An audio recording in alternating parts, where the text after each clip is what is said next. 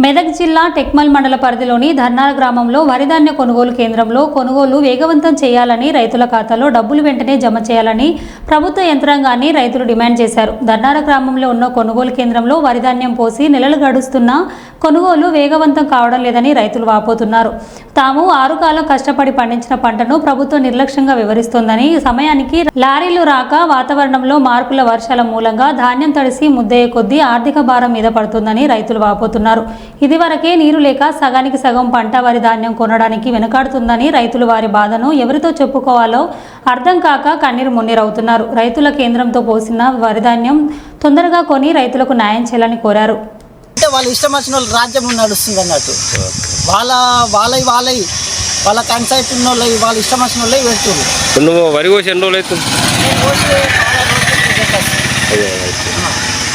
నువ్వు కోసిన నుంచి నీ వడ్లు కుప్ప కొట్టినాము, మంచిగా అన్ని కుప్ప కొట్టినాము, అన్ని ఒకతాన నూకినాము. నాకన్నా ఎంటకెళ్ళి పోసిరు, కుప్ప కొట్టిరు, వాళ్ళకి పెట్టుకొని పోయింది, వాళ్ళకి పోయింది. వాళ్ళ పనితీరు ఎట్లుందా అంటే నా ఇష్టం వచ్చిన వాళ్ళు పెడితే ఆగు, ఇంకా 15 రోజులు అయిన సరే, ఎన్ని రోజులు అయిన సరే ఆగు. ఎందుకంటే చిన్న రైతు కదా, వీడు అడగడు. వాళ్ళు ఇష్టం వచ్చిన వాళ్ళే పెడతారు అన్నట్టు. అట్లా దాని కారణంగానే పెట్టినామా? నీకు ఏమన్నా కొన్ని సంచులు కానీ ఏమన్నా ఇచ్చిరా? ఏ సంచులకు పోతేనే ఆ సంచులకు ఇస్తామని నిన్న మొన్నటి నుంచి వెనుక ఉన్న వాళ్ళు ఆ పిల్లలు ఇస్తామని చెప్తే అవి దాకా వచ్చిన సంచులు తీసుకునే దగ్గర దాకా. అక్కడ వచ్చినాక తీరా వాళ్ళకి ఫోన్లో మాట్లాడుకుంటా సెంటర్ నిర్వాహకుడు ఏం చెప్పిండంటే పలానా వాళ్ళకి ఇయ్యు, పలానా మనిషికి ఇయ్యక అని చెప్పి ఇయ్యలేడు.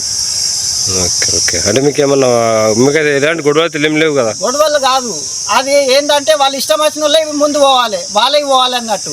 ఆయన ఒక్కనికి పోవాలి అని ఆ మాట కూడా చెప్తుండు. ఏ విధంగా చెప్తుండ అంటే నా ఇష్టం, నేను పెట్టుకుంటా, నీ ఇష్టం ఉంటే ఆగు, లేకపోతే ఎటన్నా పెట్టించుకో అనే మాట మాట్లాడుతుండు. అది కూడా వాయిస్ రికార్డింగ్ ఉంది, వినిపించమంటే అది కూడా వినిపిస్తాను నేను.